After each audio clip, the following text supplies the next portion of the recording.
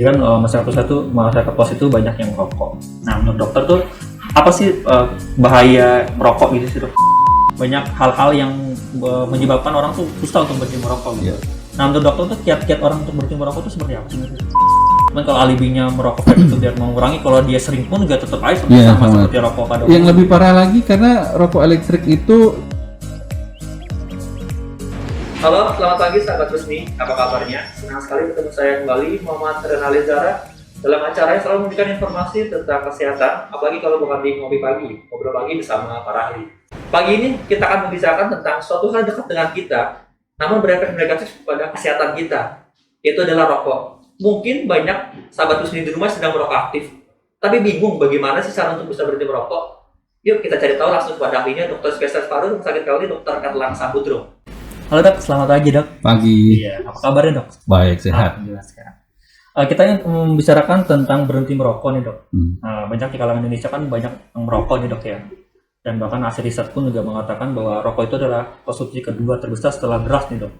Jadi kan masyarakat luas itu banyak yang merokok. Nah, menurut dokter tuh apa sih bahaya merokok gitu sih dok? Kalau bahaya merokok mungkin semua orang udah tahu ya, hanya saja denialnya jadi rasa bahwa itu nggak ada bahayanya. Sebenarnya rokok itu merupakan sumber dari segala penyakit. Jadi penyakit mulai dari diabetes, kemudian kanker paru, cuma kanker ya semuanya itu penyebabnya satu, rokok. Jadi hampir dia berhubungan dengan berbagai macam penyakit jantung, penyakit kanker, terus penyakit paru, sampai TB dan semuanya ada hubungan dengan rokok. Jadi kompleks ya dok ya untuk rokok tersebut ya dok ya. Nah, kalau untuk yang perbedaan perokok aktif sama perokok pasif itu apa sih dok sebenarnya dok?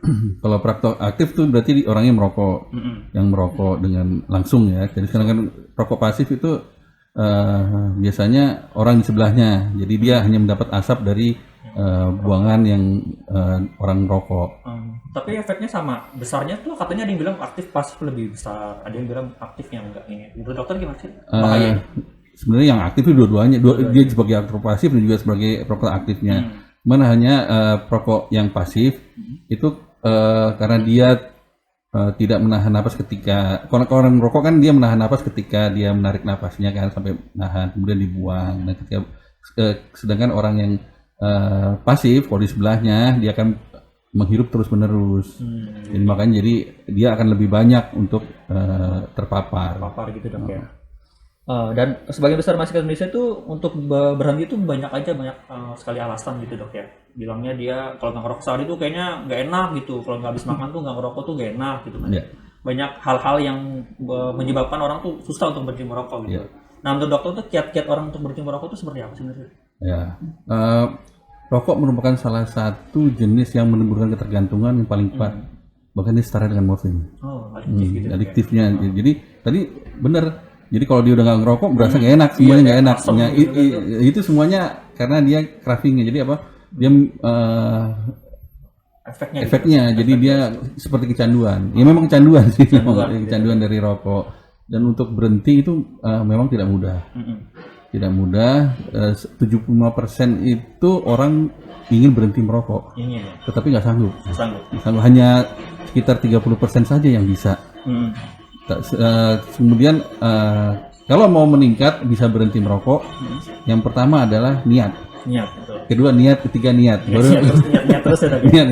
Yang selanjutnya adalah support dari lingkungan. Bisa dari keluarga, kemudian lingkungan kerja, lingkungan dia bermain. Terus kemudian terakhir baru pertolongan dari medis. Kalau untuk dari medis itu sebenarnya apa dok? Ada treatment khusus kah atau seperti apa? Ya, kita punya sebenarnya ada secara nasional ya di Kementerian Kesehatan sudah mempunyai launching program berhenti merokok. Gitu. Program berhenti merokok apa saja program berhenti merokok? Di situ banyak step-stepnya yang bisa dikerjakan. Ada quit line-nya juga. Nah, berhenti merokok ini ada beberapa program. Salah satunya, jadi kalau orang sudah niat berhenti merokok, kemudian nanti kita kasih caranya bagaimana dia bisa berhenti merokok. Kemudian kita akan dari medis itu akan mencoba untuk mengatasi Bantu ya. membantu kecanduannya. Jadi tadi seperti yang rasa-rasa tidak enak di badan, kemudian itu kita coba untuk menguranginya. Oh gitu. Baik. Sebagian besar orang tuh berhenti langsung tuh kan agak susah nih dok ya. Dan sekarang tuh lagi treatmentnya lagi ramenya itu tentang vape atau rokok elektrik gitu dok. Nah menurut dokter itu elektrik itu sebenarnya apa sih bentuknya itu? Apakah itu bisa mengurangi efek rokok kah atau memang sebenarnya sama gitu dok? Awal pertama adanya rokok elektrik itu sebenarnya untuk program berhenti merokok juga. Gitu. Tetapi akhirnya disalahgunakan, jadinya orang jadi beralih dari tadinya untuk memang untuk program berhenti merokok, jadi dipakai untuk secara seterusnya. Jadi sama aja gitu. Sama aja. Jadi gini, vape atau rokok elektrik itu kandungan racunnya sama seperti rokok biasa. Perbedaannya adalah di kadar. Di kadarnya. Kadarnya. Kalau kadarnya racunnya di rokok biasa itu 100, mungkin yang rokok elektrik 10. Nah, bagaimana efeknya jangka panjang, jangka pendek? Jangka panjang belum ketahuan karena ini masih baru ya. Kalau jangka pendeknya beberapa ada peningkatan tadi angka kejadian pneumonia, penyakit, terus kemudian jantung segala macam itu ya ada karena efek nikotinnya. Gitu. Jadi indikasi sebenarnya sama ya dok ya? Sama. Cuman kalau alibinya merokok vape itu biar mengurangi, kalau dia sering pun juga tetap aja sama seperti rokok pada Yang lebih parah lagi karena rokok elektrik itu kadarnya nggak jelas di dalam kandungan ininya, cairannya. Jadi bisa menghirup bahkan bisa lebih dari satu rokok biasa. Karena dia nggak punya takaran filter yang jelas. Itu dia. Lebih parah sebenarnya dok. Iya, jadi orang bisa menghabiskan satu botol itu dalam beberapa waktu saja. Karena dia kayak akan aroma juga lebih beragam ya dok ya, rasa-rasanya gitu ya. Baik, jadi kalau untuk vape itu sebenarnya sama gitu ya, malah lebih parah kalau memang dia memakainya tidak sesuai dengan takaran yang benar gitu. Walaupun sebenarnya itu adalah program untuk berhenti merokok dok ya. Tadinya memang program awalnya, kemudian disalahgunakan. Iya baik. Sebenarnya itu langkah utama ketika orang berhenti rokok itu selain yang tadi saya sebutin itu ada lagi nggak sih dok sebenarnya untuk yang bisa kita lakukan gitu, preventifnya apa gitu, atau yang mungkin sebelumnya yang belum merokok nih dok, menurut dokter tuh gimana nih? Gini, kalau sudah kecanduan rokok akan sangat sulit untuk berhentinya. Tadi saya sudah bilang bahwa efek canduannya ini bahkan lebih sama dengan morfin ya, jadi akan sulit untuk berhenti dari itu, dari kecanduannya itu. Nah kalau untuk saran dokter untuk yang belum merokok nih dok, jangan coba-coba gitu. Jangan coba-coba. Tapi begitu sekali kita menjadi kecanduan akan rokok, akan sangat sulit untuk melakukan berhenti. Kalau untuk bilangnya sama ngerokoknya nge-vape aja biar ringan gitu, mau coba-coba itu sama gitu dok ya? Tadi karena sulit untuk mengontrol dosis dari nikotin vape-nya itu. Jadi tahu-tahu dia nggak berasa, tahu udah habis satu botol aja. Jadi sama gitu dok ya? Iya gitu. Gitu. Untuk dari program dokter sendiri dari Rumah Sakit PLNI itu kan kita tuh sebenarnya di dunia kesehatan itu ada tadi dok ya, gerakan untuk berhenti merokok itu sebenarnya tadi ada dok ya? Ada. Gitu ya. Untuk sobat sabar di rumah nih nak, kira-kira apa sih menurut dokter tuh cara-cara paling gampangnya deh untuk berhenti merokok dari dokter gitu? Sebenarnya motivasi ya. Jadi motivasi paling kuat itu sebenarnya ada di keluarga. Jadi pikirkanlah ketika Anda merokok, pikirkan akan keluarga. Bahwa orang yang merokok dibandingkan orang yang tidak merokok, umurnya 10 tahun lebih cepat meninggal dibandingkan orang yang tidak merokok. Jadi ketika orang itu tidak merokok, dia akan punya kesempatan untuk 10 tahun lebih lama hidupnya dibandingkan orang yang merokok.